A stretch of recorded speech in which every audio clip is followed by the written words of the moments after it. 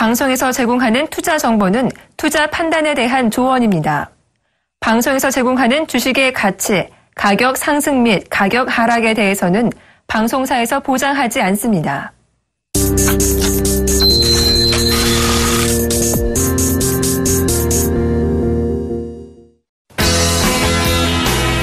여러분 안녕하십니까. 대박 플러스 시즌3 금요일에 진행을 맡고 있는 장덕임 멘토입니다. 이번 한 주도 여전히 메르스 때문에 밖에도 잘 못 나가시고 답답하실 텐데요. 빨리 이게 메르스 사태가 좀 진정됐으면 좋겠다라는 생각을 또 한 번 더 해봅니다. 자, 본격적으로 제가 대박 플러스 시즌3 출발하기 전에요. 한 가지 안내 말씀드리겠습니다. 대박 플러스 시즌3 금요일에서는 종목 상담 코너를 운영하고 있습니다. 종목 상담과 관련된 상담이 필요하신 분들은요. 주저하지 마시고 아래 번호로 전화 주시거나 문자 주시면 되겠습니다. 서울 전화고요. 3153-2611 그리고 1612 그리고 문자는 013-3366-0110입니다. 그리고 서울경제 홈페이지를 통해서도요. 종목 상담 게시판에 올려주시면요. 실시간으로 제가 상담을 좀 해드리겠습니다. 자, 먼저 금요일에 진행하는 올케어스 마켓 리뷰 핫 이슈를 먼저 시작을 하겠는데요. 참 이번 주도 시장이 좀 재미가 없었죠. 시장에서 보시면 아시겠지만은, 금리가 한 차례 좀 일화됐던 게 있었고요. 여러 가지 일들이 있었지만은 시장을 좀 맥을 멈추는, 그런 시장이었던 것 같은데요. 해외 증시를 좀 정리를 좀 하면서 어떻게 진행됐는지를 한번 살펴드리겠습니다. 자, 먼저 뉴욕 증시 한번 보겠습니다. 자, 위쪽에 보시는 거는 우리나라 증시고요. 그리고 밑쪽에 보시는 게 뉴욕 증시입니다. 그래서 위쪽을 보시면 되고요. 위쪽하고 우리나라 증시하고 한번 비교를 해보면서 보시면 될 것 같습니다. 현재 일주일 동안은 미국 증시가 다우존스 기준으로 본다고 하면은 지금 한 이틀 동안 내렸다가 다시 이틀 동안 오르는 그런 모습이었고요. 그런대로 선방을 좀 했다라고 보여지고요. 혼조세를 보였다라고 표현할 수도 있겠죠. 그리고 나스닥 역시도 마찬가지로 플랫하게 빠졌다가 올라오는 그런 모습을 보였습니다. 그래서 별다른 큰 이슈 없이 이렇게 지수가 진행되는 그런 모습이었던 것 같고요. 여전히 아직까지 나스닥 같은 경우에는 박스권의 어떤 모양을 보인다라고 보시면 될 것 같고요. 그리고 유럽 쪽을 가보시면 유럽 쪽은 조금 꺾어지는 모양이죠. 그래서 여러분들 잘 분석하시는 이제 이평선 분석을 보시더라도 5일선이 빨간색이고요. 파란색이 21선 그리고 녹색이 61선인데요. 역별이 돼 있죠. 역별이 돼 있어 가지고 고점이 점진적으로 낮아지는 이제 하락 추세를 좀 그리고 있다라고 생각하시면 될 것 같습니다. 그래서 유럽 쪽은 좀 약해지고 있다라고 보시면 될 것 같고요. 20일에서 목요일 거래로 보면은 걸리는 모습이 지금 나오고 있습니다. 그리고 이제 아시아 쪽 가시면은 일본하고 그리고 이제 중국 쪽을 보시면 될 것 같은데요. 일본은 살짝 21선을 이탈하는 모습이 보였지만은 여전히 건재한 모습을 좀 보이고 있고요. 전반적으로 이제 추세를 그어본다고 하면은 추세는 이런 식이죠. 여전히 일본은 살아있다라고 보시면 될 것 같습니다. 중국도 마찬가지로 전반적으로 추세가 살아서 움직이고 있고요. 지금 활발하게 증시가 움직이고 있고 돈들이 꾸준히 들어오고 있습니다. 그리고 아시다시피 중국이 MSCI 선진국 지수 편입되느냐 그거에 대한 어떤 이야기들이 있었지만은 편입되지 못했다라는 이야기였습니다. 그렇지만은 여전히 강한 모습을 좀 보이고 있다라고 풀이를 좀 해드리겠습니다. 그리고 이제 환율 부분도 좀 체크를 좀 해봐야 될 것 같습니다. 이 환율 부분은 상당히 저는 체크를 계속 해야 된다라고 이야기를 드리고 있는데요. 일단 이 원화 보시죠. 이 금리 인하 기대감이 조금 이제 반영됐었고요. 그리고 금리 인하가 나오니까 오히려 이제 이 환율이 그러니까 원화가 강세가 되는 그런 모습 보였고요. 그렇지만은 추세상 본다고 하면은 지금 4월 말에 저점을 찍고 올라가는 모양. 그러니까 원화가 약세 추세로 가고 있다라고 보시면 될 것 같습니다. 이 반대로 또 이제 원화만 보는 게 아니고 사실 엔화를 봐야 됩니다. 이 우리나라와 경쟁하고 있는 엔화도 봐야 되는데 이 엔화와 관련해서는 이제 원엔 환율을 보시면 되는데요. 이 올라가면은 우리나라의 경쟁력이 좀 세진다. 그러니까 우리나라가 원화가 약세가 돼서 우리나라의 수출 경쟁이 세진다라고 보시면 될 것 같고요. 아래로 가면 일본의 경쟁력이 세진다라고 보시면 될 것 같습니다. 지난주에 이제 사실 뭐 좀 이탈하는 모양을 보였다가 이번 주에 다시 복귀하는 그런 모습을 좀 보이고 있거든요. 그리고 이 금리 인하와 관련해 가지고 우리나라가 일본보다 더 약세가 되면서 어느 정도 이제 엔화가 좀 반등을 보이지 않겠나라는 그런 생각이 듭니다. 이 부분을 보시면 아시겠지만 이번 주에 이 주가가 자동차 관련 기업들이 좀 올랐죠. 기아차, 뭐 현대차, 현대모비스 이런 기업들이 올랐습니다. 그래서 제가 늘 이야기 드리는 원화하고 엔화의 어떤 원엔 환율에서는 자동차하고 상관지어가지고 매매를 하시면 된다라고 이야기를 드리고 있습니다. 그리고 사실 뭐 시장을 보시면 아시겠지만은 이 뭐 글로벌 시장하고 우리나라 시장하고는 별 관계가 없습니다. 이거 보시면은 우리나라 시장 오늘도 약세 보였지만은 줄줄이 흘러내리고 있는 그런 모습이죠. 이 세계 경제의 어떤 흐름하고는 좀 동떨어져 가지고 우리나라가 좀 흘러가고 있다라고 판단하시면 될 것 같고요. 뭐 그 이유는 그렇습니다. 지금 이제 중국 같은 경우에는 내수 경제를 바탕으로 해가지고요. 뭐 인구가 많으니까요. 그리고 이 가격 경쟁을 바탕으로 해서 점진적으로 좀 올라가고 있는 모양을 보이고 있고요. 일본 같은 경우에는 엔저를 이용해가지고 기술 경쟁이 또 있는 나라죠. 그러다 보니까는 이 일본도 마찬가지로 올라가고 있고 우리나라는 좀 끼어 있는 모습이죠. 그리고 우리나라 기댈 거는 지금 현재 뭐 금리를 인하했지만은 조금 이제 어떻게 보면은 세계 글로벌 뭐 나라들하고는 선진국하고는 좀 이 발맞춰 갔으면 좋겠는데 좀 늦었죠. 먼저 이제 뭐 유럽이라든지 일본이라든지 전부 다 금리라든지 자금을 푸는 거를 했기 때문에 먼저 주가가 움직였고요. 우리나라는 좀 늦게 지금 하고 있는 그런 시점입니다. 그리고 이제 우리나라가 금리 인하를 했는데 문제는 이제 다른 나라에서 금리 인상을 해버리면 어떻게 했냐라는 그런 우려감들이 있거든요. 그거 관련해가지고는 독일 국채를 좀 보시면 됩니다. 제가 뭐 시황 설명회에서 가셔가지고, 시황 설명할 때도 이야기 드렸던 부분인데, 독일 국채하고 상당히 밀접하게 우리나라가 움직이고 있다라고 보시면 되는데, 이 독일 10년물 국채입니다. 국년 보시면은, 지난 4월 중순에 이제 바닥을 치고요. 금리가 바닥을 치고 올라오기 시작했거든요. 마찬가지로 이제 좀 뒤이은, 우리나라의 지수가 4월 뭐 중순 이후에 꼭지를 치고 내려가는 그런 모습이죠. 이번 주 6월 들어서도 마찬가지로 이 독일의 금리가 올라가니까는 우리나라 지수는 내려오고 있는 모습. 그리고 마찬가지로 이제 미국 금리도 마찬가지거든요. 미국의 금리도 보시면 뭐 10년물 T본드 보시면은 상승 추세를 그리고 있죠. 벌써 이제 글로벌 자금들은 본격적으로 금리 인상을 하지 않았지만은 이 채권 시장에서는 이렇게 금리 인상을 기대하고 금리가 조금씩 올라가고 있다는 말이죠. 그렇기 때문에 아마도 우리나라에 이번에 금리 인하를 한 게 조금 이제 외국인의 매도를 불러온 게 아닌가라는 생각이 드는데요. 자금 매매 동향, 매매 동향 한번 보실게요. 이 매매 동향 관련해 가지고는 거래소를 보시면은 이번에 딱 보시면 나오죠. 외국인들이 이렇게 연 5일 동안 매도를 하고 있는 모습이고요. 그 금융만 보더라도 거의 뭐 한 4, 5천억 정도를 팔았죠. 그리고 이제 이 기관들은 어쩔 수 없이 매도가 나온다. 뭐 늘 이야기 드리지만은 기관들의 어떤 이 매도와 관련해 가지고는 정시 자금하고 관련이 있거든요. 정시 자금 중에서도 펀드, 그러니까 국내 주식형 펀드의 어떤 흐름들을 보면 되는데 이 보시면은 차트상 보시면 쭉 계속 흘러내리고 있죠. 이거는 이제 자꾸 그 자금 유출되고 있다라는 그 말입니다. 그래서 2000포인트 위에서는 계속적으로 펀드의 환매가 계속적으로 이루어지고 있고요. 특히 이 지수와 관련돼 가지고 움직이는 펀드들, 그리고 이제 뭐 인덱스 펀드도 얘기가 되겠죠. 그리고 대형주를 매매하는 펀드들, 그런 펀드들이 계속적으로 유출이 되고 있습니다. 왜냐하면 수익률이 부진하니까 그렇죠. 지금 중소형 펀드들은 굉장히 잘 나가고 있고 해외 펀드들 뭐 일본 펀드도 그렇고요, 중국 펀드도 그렇고 마찬가지로 잘 나가고 있는데 대형주 펀드들이 부진하니까 이게 돈들이 빠져나가고 있다라고 보시면 됩니다. 그래서 조금 전에 자금 동향을 보여드릴 때 이 기관들은 어쩔 수 없이 팔고 있는 그런 모습이고, 지난주에도 이야기 드렸지만 외국인의 어떤 눈치를 보고 우리나라는 대응을 해야 된다라고 이야기 드렸는데, 이번 주에는 오히려 외국인들이 팔아가면서 개인들만 사는 그런 모습이라서 지수의 흐름들은 좀 흘러내리는 그런 모습을 보였죠. 그리고 코스닥 같은 경우도 마찬가지입니다. 전반적으로 이제 이 코스닥 쪽에서는 현재 이제 매매 주체들이 좀 관망을 하고 있는 게 아닌가라는 생각이 듭니다. 왜냐고 하면은 일단 뭐 외국인들 지난주에는 그래도 매수가 좀 들어오는 모습이었지만 이번 주에는 좀 매도 쪽이라든지 매수를 했다가 매도를 하는 그런 모습들. 그리고 기관들도 마찬가지로 이렇게 이 매도가 좀 보이는 모습들이죠. 그래서 전반적으로 관망을 하고 있는 게 아닌가라는 생각이 들고요.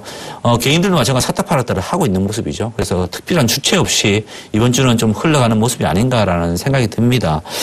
그리고 이제 뭐 전체적인 지수를 한번 또 보겠는데요. 뭐 제가 이야기 드리지만은 이번에 시장은 중소형주들이 계속 지배를 하고 있다. 작년 12월부터 해서 지배를 하고 있다라는 이야기들이 있고 중소형주를 위주로 매매를 하라는 이야기를 드리고 있는데요. 다시 한 번 더 확인해 드릴게요. 일단 그래서 종합주가 지수입니다. 주가가 이번에 뭐 수급 주체도 없었지만은 점진적으로 흘러내리면서 21선, 61선 다 이탈하는 모양이죠. 그리고 다음 주 중에 21선이 61선을 돌파를 하는 하향 돌파를 하는 데드크로스가 이루어질 예정입니다.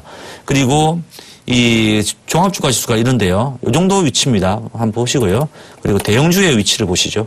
대형주는 영 많이 떨어져 버리죠. 벌써 21선, 61선이 벌써 이제 데드크로스가 일어난 지가 6월 초 정도죠. 그래서 대형주들이 시장은 거래소 시장을 끌어내리고 있다라고 보시면 될 것 같고요. 그걸 메꿔주는 부분들이 중소형주 같은 경우에는 뭐 여전히 이제 전고점 부근에 있죠. 조정 안 받고 있다는 거죠. 그만큼 시장을 이끌어가고 있는 모습이고요. 소형주도 마찬가지로 이런 모습을 보이고 있습니다. 그리고 코스닥도 마찬가지의 모습들이죠. 그래서 앞으로도 조정이 거래소가 먼저 받았지만은 코스닥이 좀 나올 수도 있다라는 생각이 듭니다. 코스닥이나 중소형주들이요. 그렇지만은 다시 한 번 더 시장이 또 상승한다고 하면은 이 전체적인 시장이 무너지지 않고 이런 시장이 이어진다고 하면은 또다시 중소형주 쪽에서 시장은 랠리를 또 할 것이다라고 좀 생각하고 있습니다. 그래서 중소형주들 계속 보시기 바라고요. 그래서 중요한 종목들 업종들 좀 살펴드리겠는데요. 일단 뭐 상승을 했던 게 의류주들이 상승했습니다. 일단 코롱인더의 그 주가를 보시면은 이 지난주까지 내렸다가 이번 주에는 반등을 하는 그런 모습이죠. 다소 아쉬운 거는 보통 이제 주가가 반등을 세게 하려고 하면은 이 21선을 깨지 않고 올라가는 게 중요했고요. 그리고 21선을 깼을 때는 61선에서 강하게 상승을 해서 사실 정고점까지 상승하는 그런 모습이 나온 이후에 주가가 살짝 조정받다가 올라가면 강하게 올라갈 수 있거든요. 근데 이 코롱인더 같은 경우는 이번 주에 올라갔지만은 살짝 무진한 모습이에요. 그리고 21선이 지금 하향 이동하고 있기 때문에 요걸 돌리는 데는 조금 더 지켜봐야 된다는 거죠. 그래서 코롱인더에 관심이 있으신 분이라고 하면은 조금 더 지켜보시다가 한 번 더 올라갈 때 그때를 한번 노려보시는 게 낫지 않을까라는 생각이 듭니다. 그리고 또 하나의 의류주 한세시럽인데요. 이 한세시럽도 마찬가지죠. 한세시럽도 이제 완전히 역배열됐다가 다시 한 번 더 이제 주가가 반등을 하는 모습이고요. 이번 주 강하게 좀 반등을 했죠. 그래서 61선까지 단번에 올라가는 모습이었지만은 61선은 뚫지 못하는 그런 모습. 반대로 생각하시면 됩니다. 5일선, 21선, 61선을 돌파를 하향 돌파를 한 주가가 꺾이는 주가가 다시 올라가려고 하면은 5일선, 21선, 61선을 다시 강하게 돌파를 해야 되거든요. 그런 부분이 좀 아쉽고요. 어떻게 보면은 이제 61선을 하향 돌파를 했기 때문에 여기가 저항이 되는 거죠. 그리고 지지는 뭐 아무래도 21선이 있는 부분이 지지가 되겠죠. 그런 부분 본다고 하면은 한세시럽 같은 경우에는 21선 지지가 되는지를 한번 살펴보면서 매매를 할 것인가를 결정하시면 될 것 같습니다. 그리고 뭐 요즘에 제약주 안 가지고 계신 분은 상당히 좀 이제 뭐랄까 소외됐다라는 그런 느낌을 많이 가지고 계실 겁니다. 이 종근당 같은 경우가 뭐 추세적으로 좀 상승을 좀 하고 있죠. 뭐 제약주 중에서도 이 종근당 같은 경우가 좀 늦게 출발했지만은 그래도 이제 주가가 조금씩 올라가고 있고, 다른 제약주보다는 좀 접근하기가 쉬운 제약주가 아닌가라는 생각이 듭니다. 오늘 같은 경우는 살짝 조정을 받았지만은 전고점을 돌파를 하는 시도를 했기 때문에, 뭐, 기관들 매수를 했고, 이런 모습 본다고 하면은 조금 더 뭐 긍정적이지 않나라는 그런 생각이 듭니다. 그리고 제약주 하나 더 보시면은 또 이제 녹십자. 접근하기 쉬운 종목들을 이야기 드리고 있는데요. 녹십자는 마찬가지로 지난주에 이어가지고 점진적으로 이제, 상승 추세를 이어가고 있는 그런 모습이라고 보시면 될 것 같고요. 전반적으로 이제 뭐 이격이 높은 거에 대해서는 부담이 있는 것 같습니다. 뭐 꼬리를 다는 모습들은 부담이 있다라고 보시면 될 것 같고요. 뭐 조정을 받는다면은 21선에서는 공략 포인트가 되겠죠. 그래서 녹십자는 21선에서 공략 포인트를 한번 이야기 드리고요. 그리고 반대로 이제 그래서에서 좀 안 좋은 종목들. 요즘에 메르스 때문인지요. 사람들이 모이는 곳에는 사람들이 안 간다고 합니다. 참 메르스 여파가 참 이런 유통주들도 안타깝게 하는데요. 현대백화점 보시죠. 현대백화점 같은 경우는 지금 움직임 보시면은 좀 흘러내리고 있습니다. 딱 이제 메르스가 시작한 이후부터 이제 흘러내리는 모습이거든요. 그리고 반등을 할 법하지만은 주가가 좀 흘러내리는 모습이고요. 판교에 8월 달에 이제 지금 판교 현대백화점 오픈 예정이죠. 그런데도 불구하고 그거에 대한 기대감들이 오히려 메르스 때문에 죽어가고 있는 그런 모습이고요. 현재 뭐 차트를 보시면 아시겠지만 이제 이번에 5월 달에 61선을 짚고 올라갔으면 적어도 61선을 깨지 않고 21선을 깨지 않고 주가 요 정도에서 올라갔어야 되는데 지금 내려온 거 봐서는 이제부터는 뭐 횡보 내지는 이제 하락 전환을 위한 어떤 움직임들이 나타날 수도 있다라는 그런 우려감이 듭니다. 그리고 뭐 롯데쇼핑은 참 뭐 계속 흘러내리고 있죠.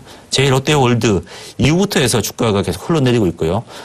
힘을 쓰지 못하고 지금 흘러내리고 있습니다. 이번 또 메르스 사태가 또 나면서 많이 내렸다는 거에 대해서 기술적 반등이 했지만은 결국 기술적 반등이 실패를 하는 모습이죠. 그래서 이런 모습 본다고 하면은 뭐 28만 원 정도에서 선이 박스권의 상단 그리고 아래쪽으로는 지금 있는 23만 원 내지 22만 원 정도 이 정도 박스권에서 움직이지 않겠나라는 생각이 들고요. 하향 이탈한다고 하면은 전진적으로 하락 추세에서 한번 쉬었다가 다시 내려가는 거죠. 그래서 이 저점을 갱신하는지 안 하는지를 한번 잘 살펴보시기 바랍니다. 그리고 화학주들도 뭐 롯데케미칼 그리고 LG화학은 괜찮습니다. 그렇지만은 삼성정밀화학 같은 경우에는 지금 좀 흘러내리고 있는 그런 모습이죠. 그래서 지금 뭐 삼성정밀화학을 가지고 계신 분이라고 하면은 당연하게 이제 뭐 61선 깨졌을 때 뭐 잠시 반등할 때 좀 손절을 좀 하셨어야 되는데 그 부분이 좀 아쉽고요. 그리고 와서 손절 기회를 주지 않고 흘러내렸다는 점에서 본다고 하면은 지금은 뭐 손절은 늦은 타임이고요. 오히려 주가가 이격이 많이 벌어져 있는 상태이기 때문에 한번 반등을 좀 기다리는 게 낫지 않을까라는 생각이 들고요. 제가 좋아하는 301선은 좀 하향 이탈해버린 게 좀 아쉽습니다. 이 부분을 이탈하지 않고 있어야지 장기적으로 좀 상승할 수 있는 부분들이 있는데 그 부분을 이탈해가지고 다시 한 번 더 테스트를 해봐야 되는 그런 입장에 놓여 있는 것 같습니다. 그리고 화학주 SKC의 어떤 움직임도 볼 건데요. 뭐 비슷한 모습이죠. 아직 301선은 깨지 않은 모습이고요. 그리고 이 주가가 5일선, 21선, 61선까지 하향 이탈하고 다음 주면은 뭐 21선하고 61선의 데드크로스도 날 예정입니다. 단지 이제 한 번 더 내리게 된다고 하면은 301선이 버티고 있는 점 그리고 이제 이격이 많이 벌어진다는 점에서는 반등이 좀 나올 수 있다라는 거죠. 그래서 급하게 매도를 하시기보다는 오히려 반등을 좀 기다리는 게 낫지 않을까라는 생각이 들고요. 뭐 SKC하고 그리고 조금 전에 이야기 드렸던 삼성정밀하고 비교를 해본다고 하면은 그래도 SKC 쪽이 조금 더 나은 모습이죠. 둘 중에 굳이 선택을 한다 하면은 매매를 하겠다고 하면은 SKC 쪽을 하는 게 맞겠죠. 단기로 매매하는 게 맞겠죠. 그리고 코스닥 시장도 한번 봐야 될 것 같은데요. 코스닥 시장은 요즘에 뭐 신약과 관련해서 뭐 그런 이야기들이 많이 나오고 있죠. 바이오 신약과 관련해서 오스코텍이라는 회사가요. 이틀 상한가를 가고 그리고 오늘 같은 경우는 살짝 조정을 받았습니다. 기관들도 들어오는 모습이고요. 요즘에 뭐 신약 그리고 뭐 기술과 관련된 어떤 뭐 수출 뭐 그 이야기만 나오면 주가가 이렇게 뜨고 있습니다. 그래서 아직까지는 뭐 바이오 신약 관련된 종목들이 아직까지 활기를 치고 있다라고 보시면 될 것 같습니다. 그리고 크리스탈이라는 종목도 마찬가지죠. LG생명과학에서 사람들이 나와가지고 만든 회사고요. 주가는 이렇게 점진적으로 올라가면서 이 바이오 신약 테마를 타는 그런 모습이고요. 기관들 관심을 가지면서 배팅이 들어오고 있는 모습입니다. 그래서 뭐 좋은 모습이라고 보여지고 있습니다. 그리고 2차전지 원료, 소재 뭐 이쪽도 좀 움직임이 괜찮은 것 같습니다. 일단 뭐 MK전자 보시면 주가가 이제 한꺼번에 좀 올라가는 모습이고요. 뭐 좋은 고점은 돌파를 해서 움직이는 모습이라서 괜찮은 모습이고요. 기관들 꾸준하게 관심을 좀 보이고 있죠. 그리고 2차전지 한 가지 더 보면 에코프로. 조금 에코프로는 좀 약합니다. 그래서 에코프로는 좀 약하지만은 그래도 뭐 2차전지 쪽 전지 재료와 관련돼서는 조금 움직이는 모습들이 지금 나오고 있습니다. 그래서 어떻게 보면은 시장이 상승하는 종목들 보면은 같은 업종이라고 하더라도 많이 상승하는 종목이 있고 작게 상승하는 종목이 있거든요. 그래서 종목 압축이 필요하다라고 지금 시장은 이야기하고 있는 것 같습니다. 그리고 지금 안 되는 종목들도 봐야겠죠. 이 메르스 관련해서 메르스는 지금 아직까지도 잡히고 있지는 않습니다. 그렇지만은 현재 뭐 진원생명과학 같은 경우에는 이제 뭐 테마였던 뭐랄까요 지금 수급이 좀 죽어 있다라고 보시면 될 것 같습니다. 현재 뭐 거의 4일 동안에 큰 폭의 하락을 겪은 다음에 다시 한 번 더 백신에 대한 개발에 대한 어떤 기대감 때문에 올랐다가요. 다시 3일 연장 내리고 있는 모습이거든요. 그래서 22일하고요. 60일까지 이탈을 하게 된다고 하면은 소멸이 되는 그런 모양이 나올 수도 있다라는 생각이 듭니다. 그리고 관련주 또 파루도 마찬가지로 그런 모습이죠.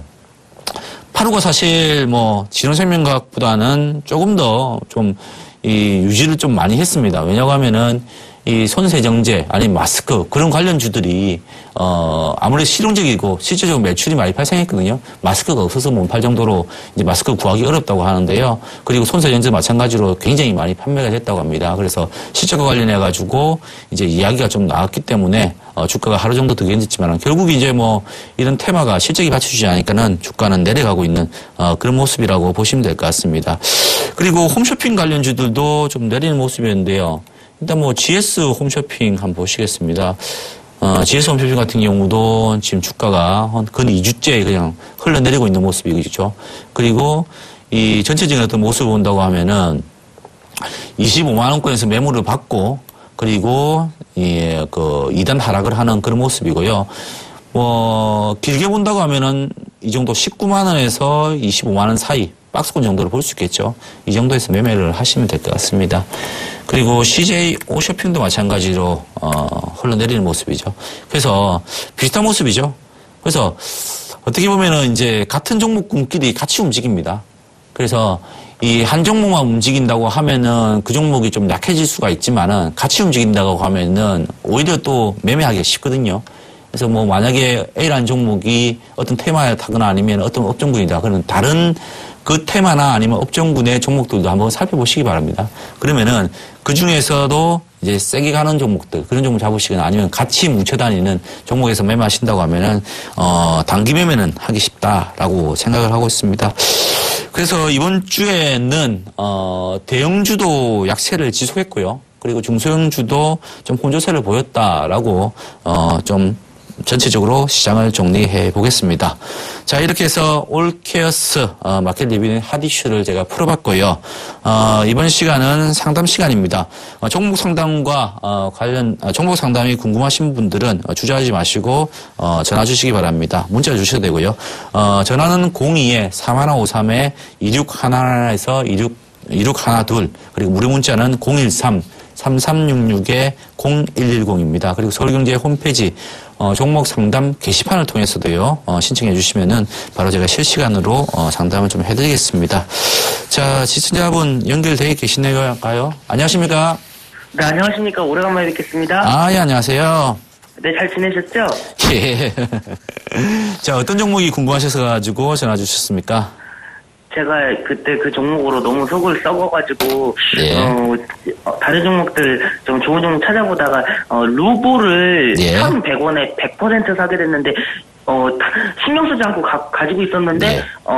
계속 급등을 하다가 오늘 하한가를 맞아서 예. 궁금해서 연락을 드렸습니다. 예. 어떤 점이 제일 궁금하십니까? 루보 하시면, 루보라는 종목이 2007년도에 800원짜리가 4만원까지 50배 가서 그쵸? 우리나라에서 우량주라고 소문난 종목이 엄청나게 저평가를 받았다가 예. 몇 년 동안 저평가를 받고 행보를 하다가 다시 이번에 그 예. 저평가를 해소하면서 다시 올라왔다가 오늘 하한가를 맞았는데 이걸 예. 비중을 덜고 가는 게 맞을지 예. 계속 가져가는 게 맞을지 궁금했어요. 2007년부터 루보하면 우량주로 소문난 종목이잖아요. 예. 제가 한번 풀어드리겠습니다. 일단 뭐 아시다시피 이제 뭐 M&A와 관련돼 가지고 이야기들이 많이 이제 떠돌았죠. 그리고 이제 주가의 어떤 흐름을 본다고 하면은 거의 뭐 대박 맞으셨네요. 주가의 흐름을 본다고 하면은 주가가 7,500원까지 갔다가 오늘은 5,600원에 그 마감을 하는 모습인데요. 전반적으로 이제 오늘은 이제 뭐 전환 청구권에 대한 이야기들 그리고 재료도 좀 터지면서 오히려 소문을 샀다가 뉴스에 팔아라는 기관처럼 주가가 좀 흘러내린 것으로 판단되고 있고요. 현재 주가의 어떤 흐름을 전체적인 뭐 파악을 해보면은 1,400억짜리 회사이고요. 그리고 이 루버 같은 경우에는 재무제표를 보면은 재무제표는 그렇게 썩 좋진 않죠. 점진적으로 매출이 좀 줄어들고 있는 그런 모습이고 적자도 나고 있는 모습이고요. 유보율은 점진적으로 약해지는 모습이죠. 그래서 우량주는 아니고요. 전반적으로 이제 이 회사 자체가 좀 적자가 좀 나고 있어가지고요. 어떤 테마주 아니면은 이 점진적인 어떤 이 주가의 흐름을 방해할 수 있는 그런 이제 재무제표를 가지고 있다라고 보시면 될 것 같고요. 이번에 이제 뭐 중소형 종목들, 자간 종목들이 급등을 하는데 같이 편성해서 올라간 게 아닌가라는 생각이 들고요. 제가 보기에는 뭐 일단은 뭐 수익이 많이 났습니다. 뭐 축하드리고요. 어쨌든 간 축하드리고 그리고 이런 종목들은 일단은 뭐 어떻게 보면 운이 좋아서 먹을 수도 있다라고 보거든요. 그래서 저는 이 종목 같은 경우에는 이 실현을 하시고 그리고 난 다음에 이런 종목 말고 좀 이제 뭐랄까요 좀 재무구조도 우량하고 그런 종목 쪽으로 접근을 좀 하시는 게 저는 맞지 않을까라는 생각이 듭니다. 그래서 저는 루버는 좀 매도 의견을 좀 드리겠습니다. 예, 그리고 예, 요렇게 해가지고요. 제가 오늘은 올케어스 종목 상담은 이걸로 마무리를 좀 하겠습니다. 좀 있으면 이제 제가 다음 시간에는 올케어 추천 종목하고 그동안 추천드렸던 종목들 AS를 좀 해드릴 텐데요. 잠시 후에 뵙겠습니다. 채널 고정하시기 바랍니다.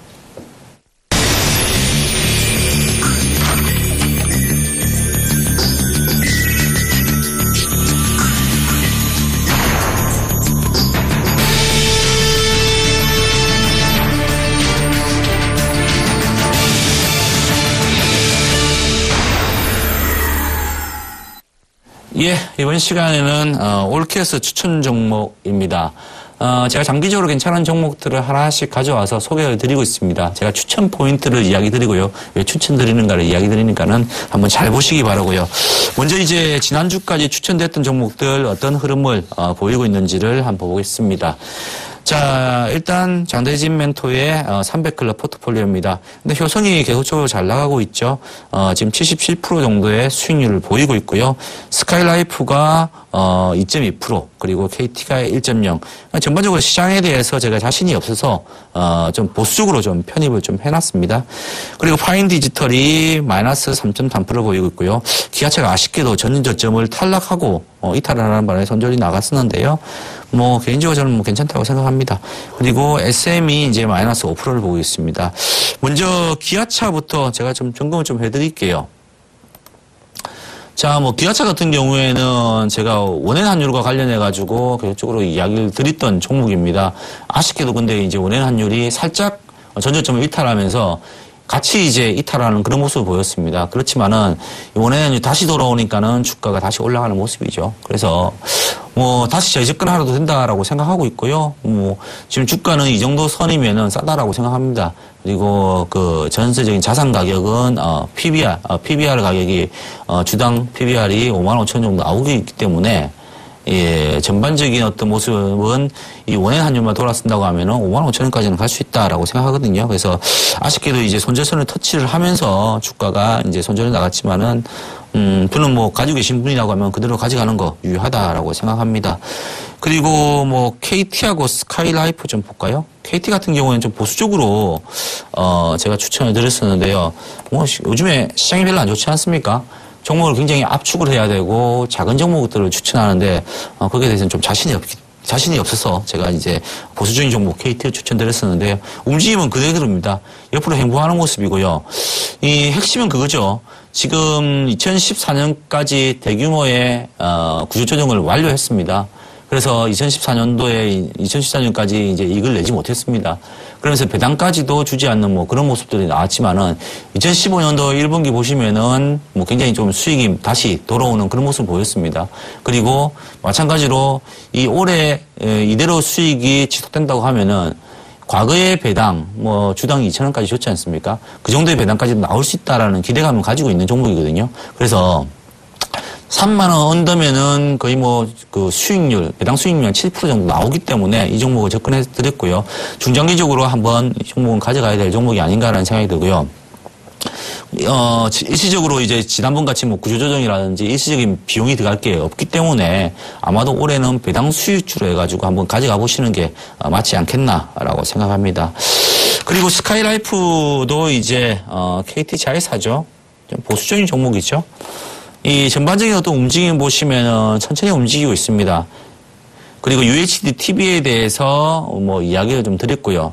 TV가 많이 보급되면은 이 방송과 관련해가지고 세계 채널을 가지고 있는 스카이라이프가 최강자가 될 것이다라는 이야기. 그리고 생방송 UHD TV와 관련해가지고는 이 스카이라이프를 못 따라온다라는 이야기 드렸습니다. 그래서 이야기 드렸고요. 전반적으로 시장에 비해서는 좀 강하게 움직이는 모습이죠. 이게 거래소 종목인데요. 그래서 지수는 흘러내렸죠. 그럼에도 불구하고 스카이라이프는 좀 강하게 좀 움직이는 모습이고요. 점진적으로 움직임 자체가 좀 둔화되기는 하지만은 이 움직임 자체는 5일선, 21선, 61선까지 정배열이고요. 좀 둔화되더라도 다시 한 번 더 올라갈 수 있는 모습이 나오지 않겠나라는 생각이 들고요. 중요하게 여기는 선 301선을 한번 강하게 돌파하는 모습들이 나오면은 그때부터는 좀 빠르게 가지 않겠나라고 생각합니다. 그래서 이 종목은 그대로 뭐 유지를 하겠고요. 전반적으로 좀 보겠다라고 이야기 드리겠습니다. 목표가는 24,000원이고요. 손절가는 16,800원 그대로 유지를 하겠습니다. 그리고 이제 파인디지털도 한번 볼게요. 파인디지털 같은 경우는 요즘에 뭐 코스닥 종목들이 전기전자 쪽이 별로 좋지는 않죠. 그렇지만 현금 유보율이 높고요. 그리고 저평가됐다. 이익 나는 것에 비해서 저평가됐다라는 이야기 때문에 제가 추천을 드리고 있고요. 장기적으로 끌고 가자라는 이야기를 드리고 있습니다. 위쪽에 보시면 수급적인 측면은 문제가 없죠. 기관들 꾸준하게 사고 있는데 외국인들 좀 파는 모습들이 나오죠. 그래서 기관들이 받치고 있는 한은 이 주가가 저평가됐다라고 생각해서 사는 거기 때문에 전반적으로 매물 나오지 않겠다라는 생각이 듭니다. 그래서 이것도 뭐 차트 모습은 별로 좋지는 않죠. 그렇지만은 이 절대적인 기업의 가치에 비해서 이 회사가 주가는 저평가되어 있다라고 생각하고 있고요. 그래서 조금 끌고 가도록 하겠습니다. 목표가는 12,000원 제시해드렸고요. 손절가는 7,000원으로 제시를 좀 해드렸습니다. 그리고 효성도 한번 보겠습니다. 효성이 사실 뭐 제 포트폴리오 중에서는 굉장히 제일 좋은 포트폴리오죠. 지금 이제 목표가는 15만 원을 설정해놨지만 사실은 뭐 7월까지 공장이 돌아갈 때까지 좀 보자. 라고 이야기를 드리면서 제가 추천을 드리면서 계속적으로 끌고 가고 있는 종목이고요. 제가 첫 출연을 해가지고 첫 종목이었죠. 그 이후부터 주가가 올라왔었는데요. 굉장히 탄력적으로 움직이고 있고 아직까지도 지금 공장 준공 이후에 어떻게 진행되는가를 좀 봐야 되지 않을까라는 생각이 듭니다. 그래서 효성은 계속적으로 끌고 가고요. 7월까지도 한번 보자라고 이야기를 드리겠습니다. 자, 이렇게 해가지고요. 제가 추천을 드렸던 종목들은 AS를 다 해드렸고요. 이번 주 추천 종목을 좀 드리겠습니다. 이번 주에는 말입니다. 이번 주에도 조금 뭐 어떻게 보면은 보수적인 종목일 수도 있고요. 그렇지 않은 종목일 수도 있습니다. 이번 주에는 농우바이오를 가지고 왔습니다. 이 농우바이오 하시면 아시죠? 이 종자, 우리나라 국내 종자 1위 업체입니다. 이 주가의 어떤 흐름을 먼저 살펴드리겠는데요. 자, 제가 길게 한번 장기적으로 한번 보여드릴게요. 주가가 사실 이제 굉장히 많이 올랐던 거는 2011년부터 해가지고 2013년까지 종자 1위 기업이 있고요. 점진적으로 이제 종자의 어떤 다양성이라든지, 그리고 이제 뭐 농협에서 계속 구매를 해가지고 해주는 모습들이 나왔기 때문에 성장이 좀 됐고요. 주가는 거의 뭐 10,000원대에 하던 주가가 30,000원이 넘는 주가까지 올라갔었죠. 그 이후에 좀 행보를 했지만은 농협에서 인수를 하는 모습이 나왔고요. 지금 이제 농협 자회사입니다. 농협 자회사가 됐고 지금 아직까지는 큰 흐름은 박스권의 흐름입니다. 그리고 이제 이 회사는 다른 회사와 다르게 9월 달이 이제 결산입니다. 그래서 지금 보통 이제 우리나라 뭐 1월에서 3월까지가 1분기가 2분기가 되거든요. 그래서 2분기 실적은 뭐 별로 좋지가 않았습니다. 사실 2분기 실적 같은 경우에는 그러니까 1월부터 3월까지죠. 그 부분에서는 이제 민원이 좀 발생한 게 있습니다. 2014년도 10월에 백수형 무 관련해서 민원이 좀 발생을 했고요. 그에 따라서 이제 보상금이 좀 지불됐는데요. 2015년도 1분기니까 작년 10월에서 12월 사이에 13억 정도의 비용이 발생했습니다. 그리고 2분기에 46억의 배상이 좀 발생을 해가지고 일시적으로 이제 손실이 반영된 상태고요. 요거는 뭐 60억 규모로 해가지고 이제 마무리가 된 상태입니다. 그래서 그렇게 본다고 하면은 3월까지가 마무리되고 4월부터는 이제 정상적으로 영업이 된다라고 생각을 하시면 될 것 같고요. 그래서 2분기 실적이 마무리되는 시점 이후에 오히려 주가는 좀 올라가는 모습이죠. 그래서 이 종목은 2분기 이후에 주가를 기대하는 모습이고요. 그래서 3분기부터는 좀 턴아웃 되지 않을까라고 이야기를 좀 하고 있습니다. 일단 뭐 주력으로 하고 있는 뭐 고추라든지 수박 뭐 이런 이제 이 재배 지역의 감소 영향으로 좀 매출이 좀 부진했지만은 다른 농작물에 대해 가지고는 이제 전반적으로 수출도 좀 되고 있는 상태고요. 특히 이제 당근 종자 같은 경우에 중국에 수출이 좀 잘 되고 있다라고 이야기를 하고 있고요. 북미 지역에서도 마찬가지로 고추 종자에 대해서 이 수출이 증가를 하고 있어 가지고요. 영업 실적이 호전될 것이다라고 이야기를 하고 있습니다. 그렇게 본다고 하면은 2분기 실적, 2분기죠. 2분기 실적에 대해서 손실이 반영돼서 주가가 내려간 부분들은 이제 정상이 되니까는 다시 한 번 더 고점을 도전하지 않겠나라는 생각이 듭니다. 그래서 이 종목 같은 경우에는 아직까지는 뭐 박스권의 매매를 좀 해야 된다라는 생각을 가지고 있고요. 이 종목의 흐름상으로 본다고 하면은 지금 위쪽으로는 27,000원 부근. 이 고점이 될 것 같습니다. 단기로는 27,000원을 제가 목표가로 좀 드리겠고요. 그리고 아래쪽으로는 22,500원 정도 61선이 살짝 이탈하는 부분이거든요. 그까지는 뭐 참아보자라고 이야기를 드리겠습니다. 그래서 이 종목은 이제 3분기부터는 좋아지는 국면에 있다. 그래서 내려오면은 사자. 라고 이야기를 드리겠고요. 목표가는 27,000원 제시를 해드리겠습니다. 자, 이렇게 해서요. 제가 올케어스 종목 추천까지 이야기를 드렸습니다. 자, 올케어스 추천 여기까지 드렸고요. 잠시 후에 제가 다음 주를 올케어할 수 있는 투자 전략 이야기 드리겠습니다.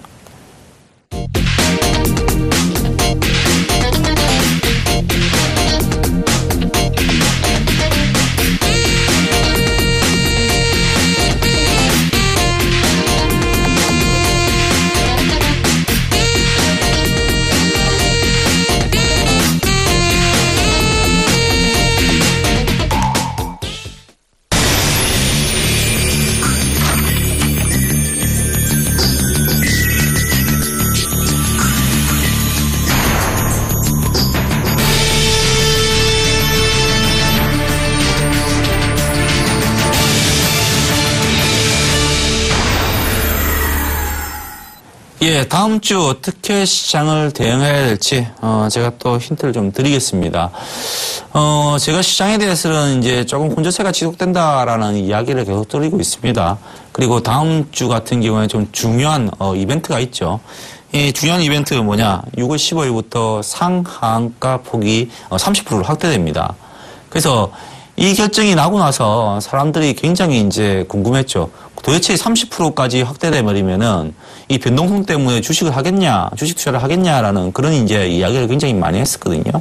그렇지만은 아마도 이제 첫날 정도가 좀 뭐 한 일주일 정도, 뭐 첫날이라기보다는 뭐 다음 주가 뭐 적응기가 될 것 같고요. 그 이후부터는 이제 뭐 평소대로 좀 뭐 매매가 되지 않을까라는 생각이 들고 있고요.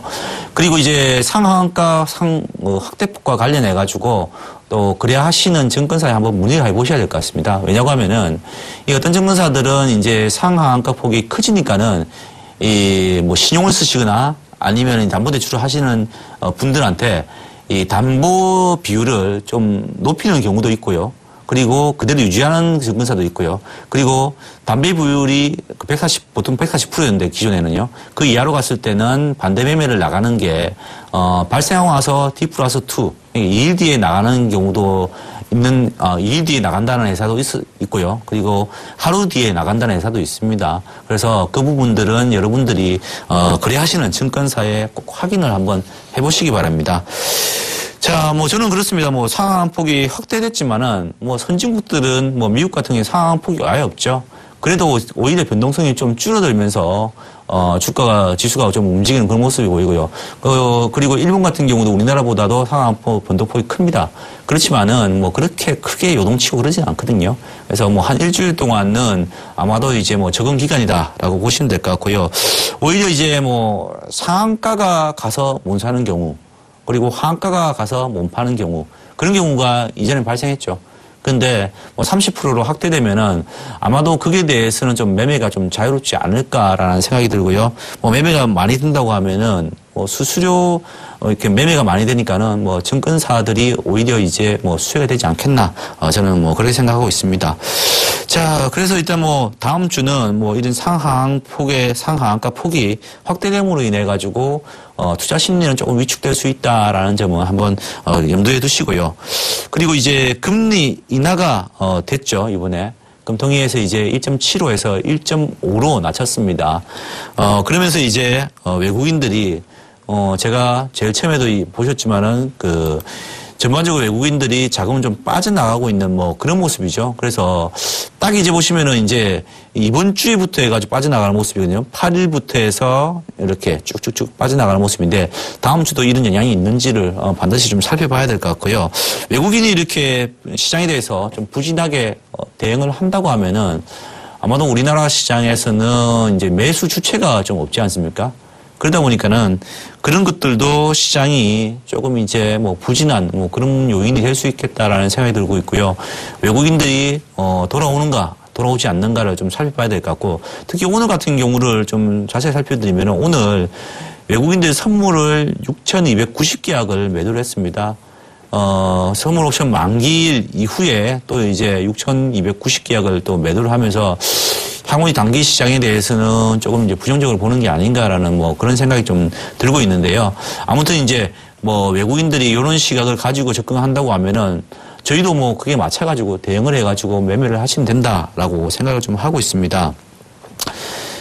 그래서 지수 같은 경우는 지금 이제 보시면은 4일 동안 거의 뭐 5일 동안 힘을 못 쓰고 좀 흘러내리는 모습이었죠. 그리고 지금 금리 인하를 했을 때도 사실 뭐 변동폭이 그렇게 크지 않았죠. 오히려 뭐 호재가 아닌가라고 생각하시는 분도 있었지만은 뭐 호재보다는 저는 뭐 외국인들의 어떤 태도, 그러니까 지금 해외에서는 금리를 올리려고 하는데 우리나라 낮췄을 때는 오히려 외국인들의 자금들이 빠져나갈지 않을까라는 그런 우려를 좀 했었거든요. 그리고 금리 인하를 했을 때 얼만큼 경제를 활성화시킬 수 있느냐, 그게 문제인데 그 부분에 대해서는 조금 더 뭐 지켜봐야 되지 않겠나라는 생각이 듭니다. 뭐 1.75도 굉장히 낮은 이제 금리 수준이거든요. 근데 뭐 1.5로 낮췄는데 그게 대해서 얼마큼 경제가 활성화될지는 조금 더 지켜봐야 될 것 같고요. 오히려 저는 환율 부분이 더 움직여주는 게 더 중요하다라고 생각합니다. 우리나라 원화의 어떤 흐름을 좀 보면은 이 원화와 관련해서는 지금 이제 뭐 상승 추세에 있다. 그래서 원화가 약세로 지금 가고 있다는 건 상당히 긍정적이라고 생각하는데요. 금리는 낮춰주고요. 그리고 원화가 약세가 된다고 하면은 수출하는 기업들은 굉장히 유리하겠죠. 더 벌기가 쉬운 그런 구조가 되겠죠. 그래서 이번에 이제 내친 김에 환율이 조금 이제 좀 움직임이 뭐 1,140원 정도까지 이상을 한번 가준다고 하면은 단기적으로는 뭐랄까요, 외국인들의 어떤 주식 이탈 자금 뭐 그런 것 때문에 충격을 좀 받을 수 있겠지만은 장기적으로 본다고 하면은 경쟁력이 수출 기업들의 경쟁력이 생긴다는 측면에서 본다고 하면은 유리한 국면으로 저는 진행된다라고 보고 있습니다. 그리고 엔화도 보셔야 된다는 이야기를 계속 드리고 있죠. 이 엔화 같은 경우도 지금 엔 달러가 지금 나오고 있는데요. 이번 주에는 꺾이는 모습이죠. 그리고 미국 쪽에서도 살짝 엔화에 대해 가지고 너무 이제 약세가 되는 게 아닌가라는 그런 이야기를 좀 하고 있습니다. 그래서 이 메이저의 어떤 국가들이 그런 이제 이야기를 하는 거 봐서는 엔화도 이제 뭐 꼭지를 치지 않았나라는 뭐 그런 생각이 들고요. 그렇다면 우리나라 기업들에게는 굉장히 유리한 국면이 되지 않겠나라고 생각합니다. 뭐 아직까지는 뭐 21선이 깨지지 않았기 때문에 꺾겠다라고 이야기할 수가 없지만요. 다만 이제 전체적으로 이제 뭐 미국이라든지 일본에서도 그런 이야기들이 나오고 있거든요. 그래서 엔화가 한번 꺾여주지 않을까라는 생각이 듭니다. 엔화가 꺾여준다고 하면은 원엔 환율이 올라갈 것이고요. 우리나라 수출 기업들의 경쟁력이 높아진다고 하면은 다시 한번 지수를 끌어올릴 수 있는 그런 동력이 생긴다라고 생각합니다. 그리고 뭐 그래서 같은 경우에는 좀 불안한 모습이죠. 흘러내리고 있으니까요. 그렇지만 위쪽에서는 이제 지금 301선, 2000선 정도에 있습니다. 그 부분에 대해서 좀 지지력을 한번 기대를 좀 해보고 있고요. 달러 베이스를 본다고 하면은 너무 많이 빠졌죠, 지금요. 빠지고 있는 도중이고요. 그리고 중요했던 고점, 요 부분을 이제 터치를 하고 있는 그런 모습이죠. 그래서 내려가면은 요 부분도 터치할 수 있고요. 그래서 지지는 계속적으로 있다라고 보시면 될 것 같습니다. 그래서 다음 주에 빠지면은 올라올 수 있는 그런 이제 모양새다라고 판단을 좀 하고 있습니다. 그리고 코스닥도 한번 보겠는데요. 코스닥은 이제 뭐 우리나라 전체 시장에서 좀 시장을 주도하고 있죠. 그리고 이제 물론 뭐 종목 압축이 돼가지고 매매가 하기가 조금 쉽지는 않지만은 그래도 코스닥 쪽에서 매매가 활발하게 지금 이루어지고 있고 시세를 좀 이끌고 가고 있습니다. 3일 동안에 지금 음봉이 나오면서 주가가 좀 흘러내리는 모습이지만 아직까지 21선을 유지를 하고 있고요. 마찬가지로 이제 5일선을 살짝 깼지만은 상승 이동하고 있습니다. 그래서 다음 주에 한번 양봉이 나온다고 하면 다시 한번 돌리는 그런 모습이 나오지 않을까라는 생각이 들고요.